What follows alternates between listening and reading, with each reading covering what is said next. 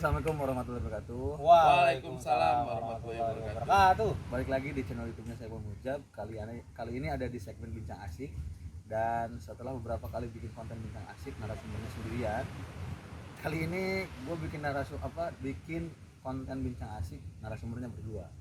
Biar ada diferensiasi opini gitu ya. Pertama, gue nggak akan bahas politik. Itu yang utama. Kedua, isu-isu yang berkaitan dengan agama atau apapun gue nggak bahas di sini. Sebenarnya ini lebih ngalir aja ya, Bincang Asik. Nah, kali ini gue ada Bang Henry. Ini senior gue di kantor, di kerjaan. Abang gue juga di senior. Terus satu lagi ada Bang Titis. Halo. Ya, ini kebetulan gue menghadirkan yang ini udah menikah. Gue udah berapa tahun menikah? Mau kita mau bahas apa sih? Ada. Ntar dulu gue tanya dulu. Oh, iya. Lu udah menikah berapa lama? Gua nikah udah 4 jalan ke 3 tahun. Oh, 3 tahun. Jalan 3 tahun. Yang ini masih single. Bener kan ya? Ya lu nggak nanya gue jomblo berapa tahun? Gue jomblo 25 tahun, Pak. Aduh. Ku ingin menikah seperti yang lain. Terakhir pacaran kapan lu? Pacaran SMA deh kayaknya kelas 3 tuh. Bener lah, Iya, peres terakhir. lu. Bohong aja lu. Bener serius. Bohong aja. Tapi bisa lah kita nyari di Bali kan sekarang. Oh, iya. Di Bali kan kita kan. Jadi ini di sela-sela rapat kerjanya Indextat juga kantor. Jadi kenapa gue tanya berapa usia nikahnya, yang ini satu jomblo gitu, karena gue pengen bahas tentang satu film yang jadi trending di masyarakat. Apa tuh? Ya, filmnya Layangan Putus. Lydia Danira itu siapa, Mas? Jangan telap kan. Jangan telap ya. Karena gue denger kemarin pas si suaminya Putri Marino itu siapa namanya? Chico Jericho. Ya, Chico Jericho pas diwawancara itu dia sempat bilang dia sampai dipukul sama ibu-ibu karena saking gemesnya ngelihat sosok Kinan di film itu gitu. Jadi disakiti dan sebagainya. Bawa perasaan sama Iya. kalangan ibu-ibu ya. Tapi dari segi acting berarti kan dia berhasil kan? Iya. Bagaimana kemudian dia bisa mempengaruhi publik bahwa memang itu adalah fakta dan sebagainya. Nah, kita berangkat dari novel dulu. Ini kan novelnya diangkat film ini dari novel kan. Walaupun mungkin dibumbui dengan ya entertain atau drama-drama di dalamnya, bagi gue ini kan ada nih gitu. Nah, gue pengen tahu aja perspektif dari elu, orang yang udah menikah, elu yang belum menikah, perspektif terkait dengan film ini tuh kayak gimana? Gua dulu nih. Iya, lu dulu aja nggak apa-apa. Ya, Jadi ya. kalau gua ngelihat itu film sebenarnya ini ya sangat ngerelate sama kehidupan di sekeliling kita masing-masing. Gue yang udah nikah gitu kan, tentu banyak peristiwa di lingkungan gue pun sama seperti itu, yang apa kasusnya hampir sama. Tapi gini, gue nggak lihat sudut pandang peristiwa ini tuh kayak sebuah fenomena yang sudah terbiasa sebenarnya Di masyarakat kita gitu. ya di masyarakat kita, khususnya di ya anak orang-orang yang udah nikah dan berkeluarga gitu ya. Terus mungkin dari berangkat cerita novel ini gue malah melihat sudut si film ini ya khususnya kayak ada orang bilang kok bisa ya si Aris itu laku kayak gitu gitu kan. Terus si ada ya cowok yang kayak gitu kan. Karena kalau ibu-ibu kan pada kayak gitu. Iya. Sebenarnya ini hal yang wajar aja. Ada aja Yang deket kayak juga sama kita gitu. Iya, sebenarnya dekat gitu. Cuma kan Sedekat ini ya. dekat kayak gini gitu kan. Cuma kan kalau kita nggak sadar bahwa kita tuh nggak tahu keluarga yang ada di sekeliling kita ini gitu, itu dalamnya kayak seperti apa gitu kan. Karena kan itu hal privasi ya. Iya. Nah, kalau di film ini kan menceritakan yang yang sebenarnya privasi itu dipublish gitu. Ya akhirnya ya menurut gue itu ada aja di lingkungan kita sendiri gitu. Tapi lu menyikapinya sendiri di lingkungan karena lu udah berumah tangga, menyikapi itu kayak gimana?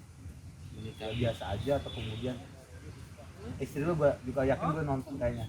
bini gue nonton sampai dia jadi bini Bang Hendrik ini. sampai dia ini baca novelnya. Oh gitu. Iya, dia beli novelnya. Dia- Kadang diskusi lu nggak sama lu? karena kan itu ini cuy, apa namanya, dari ini status kan, Iya. Di sosial media kan? Iya. di sosial media. Siapa sih namanya kalau di film Aslinya kan itu, Kinan, tapi kalau di Ibunya ASF. ASF. Ibunya ASF, ASF. iya ibu ASF itu kan pakai inisial gitu kan, Iya, iya. karena di novel kan. Itu bini gua sampai nonton filmnya, terus novelnya. baca novelnya, baca status ini dulu apa sosial medianya waktu itu kan. Iya. Nah, ya jadi kalau misalnya apa namanya, pertanyaan lu tadi, Ya penyikapan karena lu udah berumah tangga sih, menyikapinya kayak gimana? Biasa aja kah atau kemudian mungkin sama istri lu diskusi tentang itu atau istri lu tanya-tanya gitu? oh sama istri gua diskusi. Diskusi apa diinterogasi? Itu beda lagi cuy.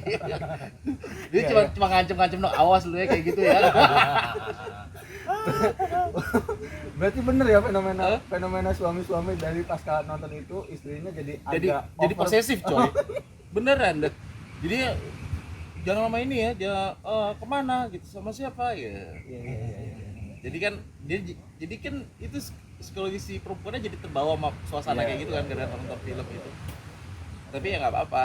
Jadinya apa namanya, si perempuan ini jadi coba untuk lebih care lagi sama laki-laki. Oh ya, boleh Positifnya. Iya positifnya gitu ya. Lebih perhatian. Iya, lebih perhatian, lebih care gitu kan. Ya coba gue bergeser ke yang jomblo. Kalau lu tanya nih yang jomblo Ini nih. kayak gini nih, lempar-lempar gue nggak Jadi ada. kalau yang jomblo perspektifnya kayak gimana? Kalau lu Bang melihat fenomena kayak gini, kan lu belum nikah gitu ya, belum ngerasain bagaimana mungkin nanti apa istrinya jadi over posesif dan sebagainya ketika pasca nonton itu. Tapi lu melihat fenomena layangan putus itu kayak gimana? Oke, Perspektif lu. gimana ya? Ini perspektif orang jomblo ya. Emang gue disudutkan, merasa disudutkan. Enggak Ini disudutkan. mereka dua udah nikah masalahnya. Jar- Ini mereka berdua udah nikah. Enggak. Gue belum. Tapi kan lu bisa bayangin, lu udah nonton nih kan. Oh, gua bakalan besok kayak gitu misalnya gitu. Lu udah bisa bayangin, oh nanti gua keluarga kayak gini nih gitu kan. Mungkin gak ya gua bisa jadi Arisnya gitu. Lu kan udah nyicil beli bajunya Mas Aris kan? Oh, iya bener. Dari sekarang. Iya. Gimana Oke. perspektif lu? Perihal perspektif gue mungkin sebelum perihal perspektif memang apa namanya, serial Layangan Putus ini memang menjadi suatu trending ya sebelumnya ya, dan gue juga pun merasakan. Lu nonton sampai akhir kan? Iya sampai akhir, sampai fast tracknya beli 3.000 ya, beli 3.000. Lu jangan kayak gitu, ini bajakan berarti lu. Oh iya. datangnya. Lu gak nonton WTV berarti. beli 3.000. Lu gak support film Indonesia Oh dong. enggak dong, gue support Lu banget. parah dah lu. Bajak-bajakan. Memang terkadang bajakan itu nikmat, memang terkadang. Gue cut yang ini. Iya. Nah memang gue merasakan itu hype-nya, apalagi mungkin di kantor, di apa namanya, sekeliling teman-teman gue, sehingga gue terbawa. Jadi setiap Sabtu, Jumat, Sabtu Minggu tuh gue udah menanti ini episode terbaru gimana, Ada bahasan apa? ada bahasan apa, gimana klimaksnya kan gitu kan. Terus jadi bahan diskusi gitu sama teman-teman lo. Betul banget. Betul banget. Gila. Apalagi Kan temennya juga lu. Nontonnya kan bareng sama dia ya. Gitu. So far, Iya. gue melihat Layangan Putus ini menjadi suatu serial yang menurut gue itu sangat memberikan pelajaran Iya, bagi iya. kita semua, bagi yang Bagi belum siapa nikah, nih? Bagi yang belum apapun nikah. yang sudah nikah, bagi perempuan dan bagi laki-laki. Pelajarannya harus lebih hati-hati. Pelajarannya memang Hati-hati kalau misalkan banyak. mau ngelakuin kayak gitu. Oh iya benar. Enggak lanjut. Ya, yang pertama pasti pelajarannya bagi laki-laki memang kita harus Harus menjaga diri, lebih menjaga diri ya. Oh, bukannya ini untuk biar lebih jago lagi. Oh jangan, Oh, jangan. jangan Pak. Memang itu kalau misalnya mau adu jagoan itu mungkin pas lagi jomblo nggak apa-apa. Oh, Itu iya. ya. Tapi kalau misalnya sudah menikah, kita harus lebih jaga diri lah. Kalau kan gue lihat di episode berapa ya, 9A apa 9B yang si Jadi paham banget apa ini. namanya Yang mana? si Yang mana? siapa, si Lydia mengaku apa namanya Lingkungannya. didekati, siapa yang mendekati duluan kan, si Kinan kan nanya siapa yang mendekati duluan. Oh, pas ketemuan Kinan nama ininya ya. Iya. Lydia. Nah, si Lydia ngaku Mas Aris yang deketin. Mas Ngejar-ngejar. Aris ngaku, iya gitu. Nah, ini di sini kita harus bisa lebih menjaga diri, khususnya bagi laki-laki ataupun perempuan, kan? Yang pertama.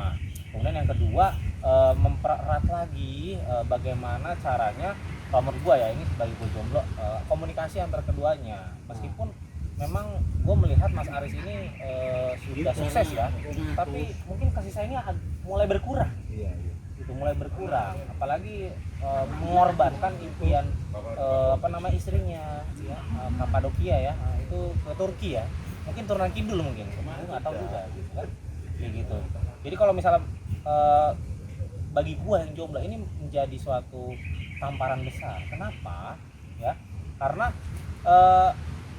kalau gue belum bisa ngelakuin ini. oh iya enggak, jangan dong, jadi nanti track record gue jadi buruk nanti gitu kan. Baik. Betul lagi. Begitu, jadi menjadi tamparan besar bahwa gue jangan sampai seperti itu, jangan memperlakukan ya partner hidup gue ya, istri gue seperti itu. Kalau misalnya memang kita mau nikah lagi atau mau seperti apa ya, itu komunikasi yang baik. Kalau tidak diizinkan ya sudah. Memang dia Kalau agama. misal udah cinta itu kasusnya dia udah suka. Masalahnya dia nggak bilang, Hah? nggak bilang, dan dia memperterus melanjutkan, jadi nyaman. Berselingkuh itu mereka jadi nyaman, teruskan dilanjutkan, sesuatu yang rutin, tapi itu kan kurang baik. Lebih Masalahnya si Aris itu udah ngakuin dia udah cinta dari pandang pertama gue udah cinta. Nah itu salahnya. Kenapa laki-laki selingkuh itu pakai perasaan? Harusnya nggak usah. Benar, betul. Jajan kalau gitu. Itu ya jajan, gitu Jatuhnya jajan lu. Iya. Lah kalau gue jomblo kan boleh ya jajan ya ke Indomaret atau Tapi apa. gini, Gue bukan endorse. Maksud gua domain perasaan itu kan bukan sesuatu yang lu bisa ngelola bahwa ketika lu udah nikah ya lu jangan cinta sama yang lain gitu. Betul. Kan Betul. beda ya. Maksudnya Beda. karena udah ya berkaitan dengan perasaan kan kita nggak bisa ngontrol itu. Nah inilah hal yang menurut gua ya ini menjadi tanda kasarnya omong kosong. Ya, bilangnya perasaan itu nggak bisa dikontrol. Oke, perasaan itu oke. Mungkin kita nggak bisa menanggulangi, tapi kita bisa mencegah. Caranya apa? Tadi lebih menjaga diri. Atau boleh jadi mungkin bang ada perspektif lain mungkin dalam rumah tangga si Aris itu. Tapi bagi gue di film itu kan kayak sempurna banget ya. Iya, rumah tangganya perfecto ya. gitu ya. Perfect banget ya. Gue juga mengkritisi juga Gimana? tuh. Jadi kan dia menceritakan di film ya, bukan dari sudut novel ya. Kalau di novel ini kan kayak Aris ini seorang pengusaha yang kaya gitu kan. Secara ekonomi dia mapan, terus punya istri cantik, perhatian, terus mengayomi gitu kan. Sempurna lah ya. Sempurna lah gitu. Tapi ada yang belum lah sempurnanya dia. Apa? Dia tidak bisa melayani seksnya si Aris. Kebutuhan seksual ya. Kebutuhan seks. Karena dia sama Lydia gitu kan. Ketika ketemu itu dia hanya melakukan seks saja. Dia nggak yang udah nonton ya. Dari episode pertama udah gitu ya. Dari episode pertama kan sampai bakal terakhir. Iya, gue Ya kan? bingung. Dari mana? Dari apartemen, terus Dia kan dari tapi mobil. ketemunya sama Lydia kan dalam posisi udah hamil kan si Kinanya. Iya, jadi hamil. Ya memang mungkin kalau lagi perempuan hamil itu kan fantasi seks bagi si laki-laki ini kan jadi hilang atau kurang kan gitu kan. Nah akhirnya si laki-laki ini karena si Aris itu hiper gitu kan. Terus dia mencari ini jalan keluar gitu kan, terus ketemu sama si dia mungkin awal pertamanya dia cuman buat Happy iseng sex, gitu iya. kan, happy sex doang gitu, terus akhirnya dibawa perasaan gitu itu kan. yang bahaya. Akhirnya jadi cinta gitu kan ya, akhirnya dia korbanin semua yang udah dibangun gitu kan. Sampai akhirnya kan cerai kan sama si Kinanya di film itu kan. Milih si Lydia kan. Betul. Tapi berarti kalau perspektif lu yang udah menikah itu menganggap bahwa di dalam rumah tangga itu ya sebetulnya harus dilihat dulu penyebab si laki-laki itu selingkuh gitu ya. Ya mungkin harus Harus dicari tahu cari kan. tahu dulu Maksudnya kenapa. jangan sampai mungkin justifikasi kita oh ini kelihatan sempurna dan sebagainya tapi di belakang itu kan ternyata ada masalah yang belum terpenuhi dalam seksnya. Iya. Perhatian-perhatian. Gue kalau ngeliat film itu lebih ke situ. Kenapa? Kan jadi pertanyaan besar kenapa sih si Aris itu berselingkuh di film itu ya? Kalau saya lihat adegan-adegan ya, gitu. Ya si Kinan ini nggak berhasil untuk melayani seksnya si Aris ya. Akhirnya dia keluar terus cari cinta lain gitu kan, Cari yang lain. akhirnya ketika dia terperangkap dalam cinta itu gitu kan, akhirnya dikorbanin apa yang udah dibangun gitu kan. Iya, iya, iya. Kalau dari perspektif lu enggak gitu ya, maksudnya ini jadi kalau lu kan Nah ini perspektif kan lu jomblo nih ya kan? jadi pelajaran buat lu gitu, tapi lu melihat permasalahan ini tuh ada di mana? Kalau dia kan menganggap masalahnya ada di masalah utamanya ada di seksnya, kebutuhan seks yang nggak bisa dipenuhi sama si Vinanya kan. Tapi kalau lu melihat di film ini permasalahan utama di hubungan keluarga itu apa? Komunikasi. Oke, yang pertama pasti komunikasi. Komunikasi. Karena menurut gua komunikasi itu harus fair-fairan dari awal, kita sudah menyepakati ya gimana sih perihal permasalahan nanti kalau misalnya kita suka sama orang lain atau ada mungkin ketertarikan, karena gua berpikir gini, sekarang memang gua masih jomblo tapi kita sama-sama manusia, pasti kapan aja kita punya ketertarikan, baik itu sebelum ataupun sesudah nikah. Nah di situ kan kita komunikasi untuk membuat kesepakatan sama istri, gimana nih nanti kalau misalnya kita ada case seperti ini. Ya itu setuju, itu kesepakatan itu. Nah, sehingga agar apa tadi tidak berlarut gitu, agar bisa saling kontrol, kemudian saling menjaga satu sama lain ya. Ya memang kita tahu lah manusia itu gak ada yang sempurna. Gitu, gak ada yang sempurna. Makanya menurut gua mencintai kesempurnaan dan ketidaksempurnaan itu adalah sesuatu hal yang sempurna menurut gua antara dua. Mencintai kesempurnaan dan ketidaksempurnaan. Betul. Karena ya Luar biasa. luar biasa. Ya meskipun memang gue melihat sosok Aris yang di sini ya, gue agak sebel juga. Apalagi setiap dia kemana-mana pakai baju turtleneck gitu ya. Padahal gue di rumah ada baju turtleneck. Jadi gue nggak mau pakai. Gue nggak mau pakai. Ini bawa bapak udah bawa perasaan kayak gini nih. Ya kan? Tapi bagi gua ini sih bang, lu menyatakan ketidaksempurnaan dan bagi gua sih gini, mencintai kesempurnaan kan itu kan sama dengan mencintai kelebihan kan. Kalau kelebihan kan bagi kita ya udah diterima aja orang kelebihan gitu kan. Yang namanya mencintai ketidaksempurnaan kan, kesempurnaan itu kan proses bagi gua. Betul. Masuk dalam rumah tangga itu kan kayaknya part of-nya itu kan tiap orang tuh harus punya proses bagaimana dia mencintai si pasangannya. Karena setiap hari kan juga kenalan kan. Lu bakalan tahu nanti pasangan lu aslinya tuh kayak gimana tiap hari kan. Agak ketemu sama rumah di rumah kan.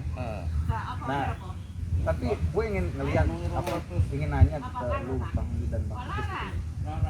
Mungkin kalau dari ke sudut pandangnya Bang Hedi ini, gimana caranya lu belajar dari film layangan putus ini, ya layangan putus ini untuk apa ya, untuk ngejaga rumah tangga lu yang mungkin sekarang juga 3 tahun gitu, masih di bawah 5 tahun kan kata orang ujiannya masih banyak nih gitu. Ya.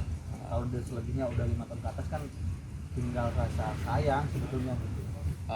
Mungkin ya gimana Nih. lu belajar dari film ini atau apa gitu? Kalau gua sama istri gua ya, itu udah terbuka, maksudnya di awal itu gua membangun semua itu dengan musyawarah.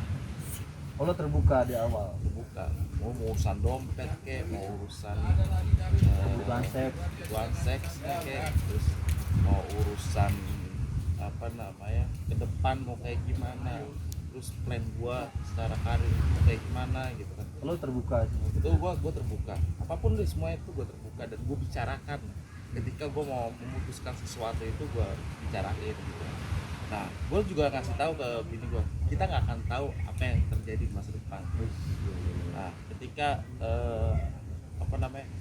gua nemuin sosok perempuan atau ada pihak ketiga yang membuat gue lebih sayang gitu, ya gue pasti akan cerita gitu, gue sayang sama gue ketemu sama perempuan ini dan gue sayang gitu. Bahkan kalau bisa mau nikah gitu, walaupun bini gue nggak setuju tuh dengan namanya poligami gitu, tapi dia menyadari kalau kita nggak akan tahu ke depan ini dia si suaminya akan ketemu sama siapa yang membuat dia bisa jatuh cinta gitu.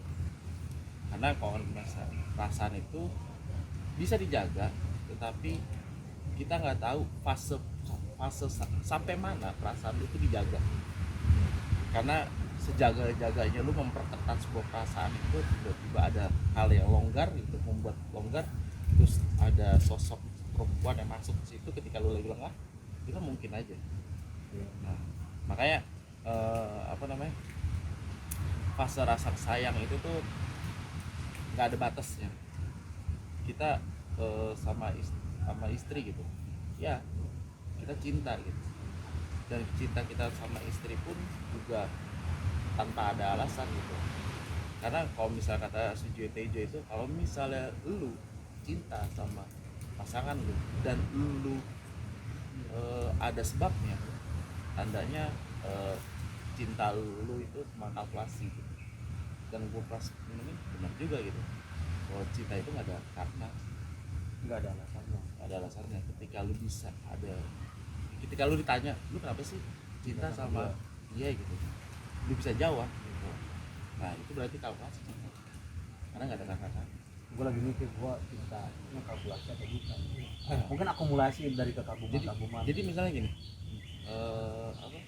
nah setelah gue serapin ya omongannya sedikit aja, kenapa sih lu cinta sama istri lu gitu? Karena dia baik, karena dia sopan, karena dia cantik. Itu kan kalkulasi jadi kan. Gue mencintai dia itu kan cantiknya, karena baiknya, karena ininya gitu, karena kesempurnaannya gitu. Lu ngumpulin alasan-alasan itu jadi lu suka sama dia. Iya, jadi ada perhitungan di situ, ada hitung-hitungan di situ kan. Kalau misalnya ibu cinta sama dia karena nggak ada apa-apa, maksudnya gue cinta udah titik selesai, nggak ada karena gitu. Jadi mau ada hal positif ada dalam diri dia lo terima, hal negatif yang ada di diri dia juga terima gitu kan. Kira-kira seperti itu ya. Jadi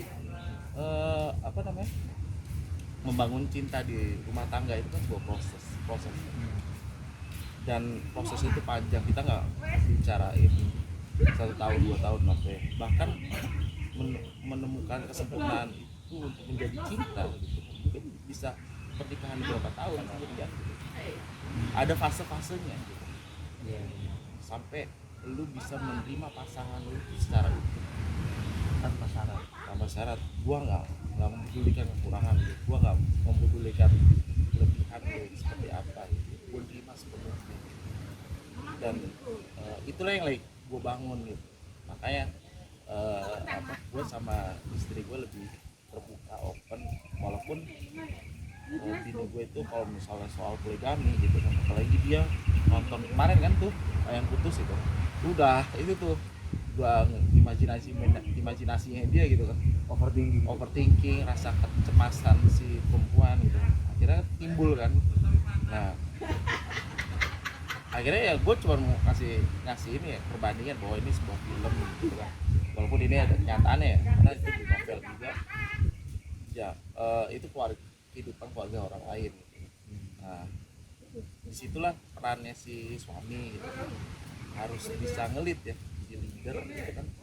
Lu bisa ngasih pendidikan ke istri gitu, pendidikan ke istri itu nggak perlu harus keras gitu kan. Dengan fisik gitu kan. Ya kita bisa ngasih inilah hal-hal yang manis-manis karena perempuan itu kira-kira Ulah, diabetes kan dia udah. Lu kan ini bang, kalau Bang Andi kan ini diaplikasikan di kehidupan rumah tangga. Kalau lu kan mungkin belajar dari sini, lu tadi bisa ngambil beberapa part nilai yang kemudian lu bisa akan terapkan di sana. Tapi lu kan juga nggak menutup kemungkinan kan di dalam sebuah hubungan nanti ketika sudah berumah tangga ada peluang untuk menjadi memiliki perasaan terhadap orang lain.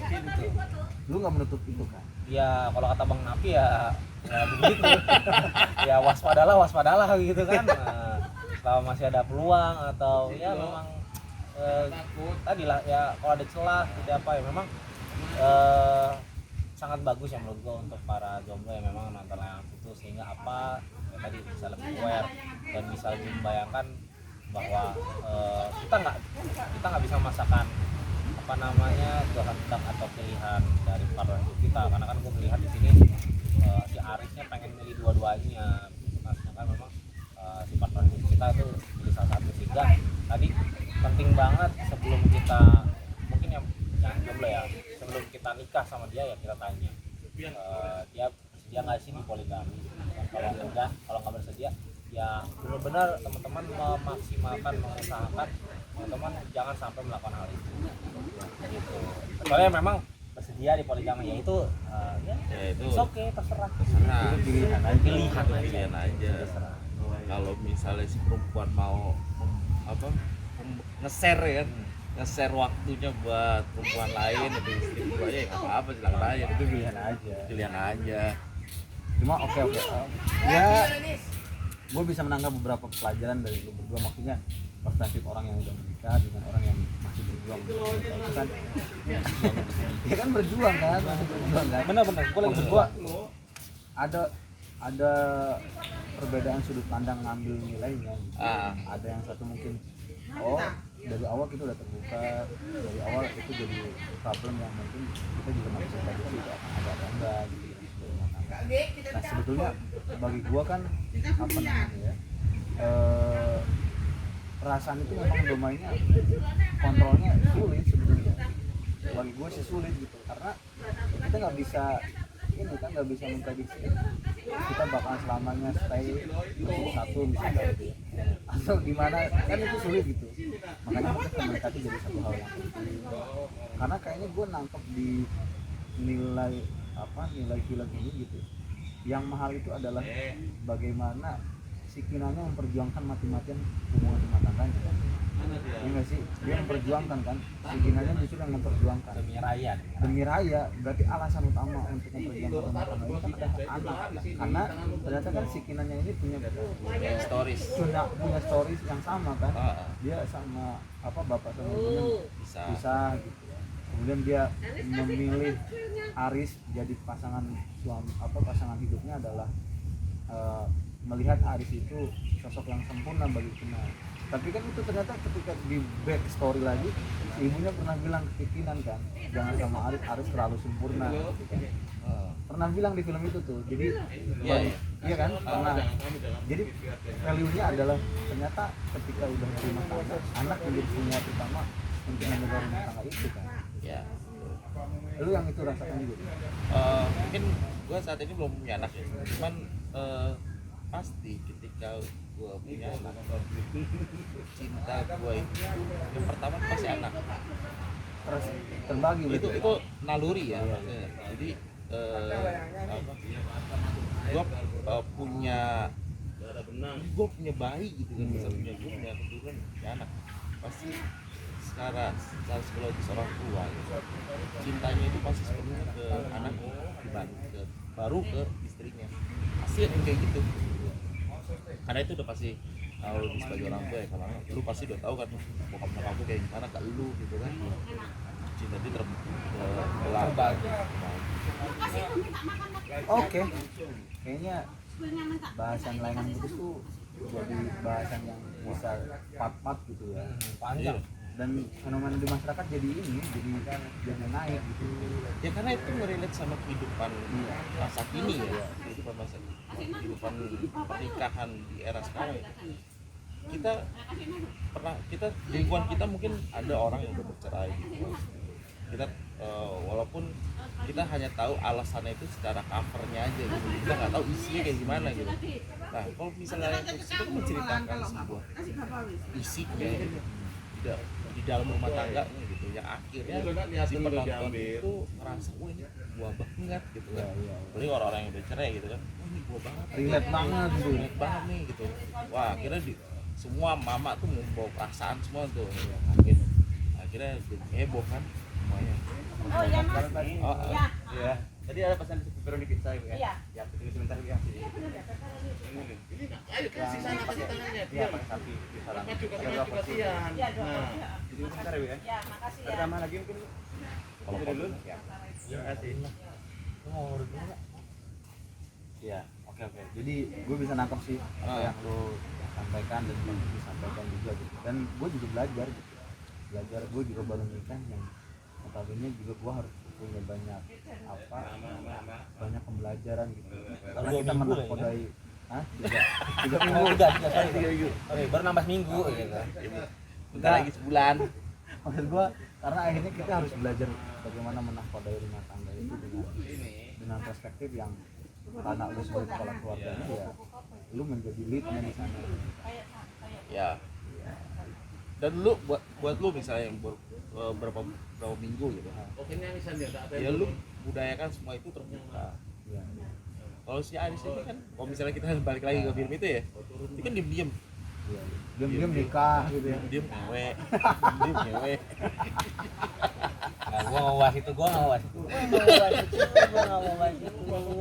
Lebih baik menyesal di awal ya. Namanya penyesalan, kalau di akhir namanya pendaftaran. Diem Balik ya. diem galer gitu. Habis itu pulang berangkat kantor ngewe, ya kan? Di mobil ya. Rutinitasnya gitu aja. Iya. Berarti terbuka. Iya, buka. Lu lagi butuh, lu lagi sange gitu. So, ya udah bilang ke bini lu gitu. Jangan diem galer. Terus pagi-pagi, ya udah kita di situ. Lydia. Ngewe Iya, di iya, mobil iya. gitu. Iya, lu harus hati-hati juga sih ya. Iya, hati-hati banget. Apalagi gua yang masih perjaka kan. Belum ternodai lah kan gitu. Yakin. Yakin. Yakin sangat Udah, yakin. udah ternodai sama teman kantor kan. Oh iya. Aduh bahaya. Oke.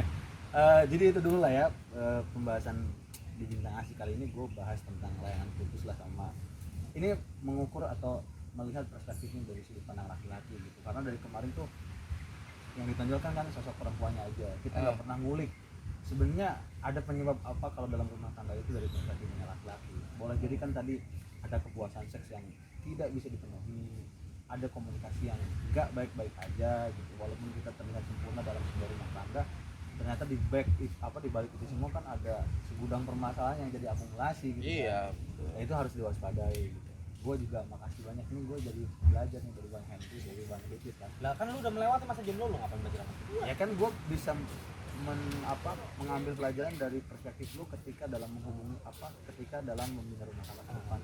Kan gue lagi belajar nih.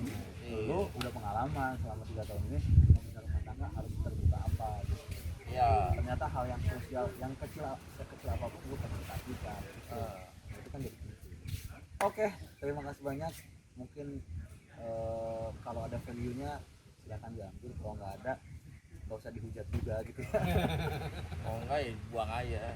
Net. Tapi yang pasti film Layangan Putus ini jadi satu isu di masyarakat yang sebetulnya relate dengan kehidupan masyarakat di saat ini gitu, apalagi di pernikahan anak-anak muda gitu, yang notabene banyak banget challengingnya di dalam sebuah rumah tangga. Iya, betul. Itu aja sih mungkin pembahasannya dari gua. Terima kasih banyak. Ini Bang Henry, Bang Titis. Semoga ada manfaatnya. Jangan lupa di like, comment, subscribe YouTube channelnya gua. Next kita bakalan bincang asik di topik-topik yang menarik selanjutnya. Terima kasih banyak. Assalamualaikum warahmatullahi wabarakatuh. Waalaikumsalam warahmatullahi wabarakatuh. Oras. Oras. Hit me like a ton of bricks.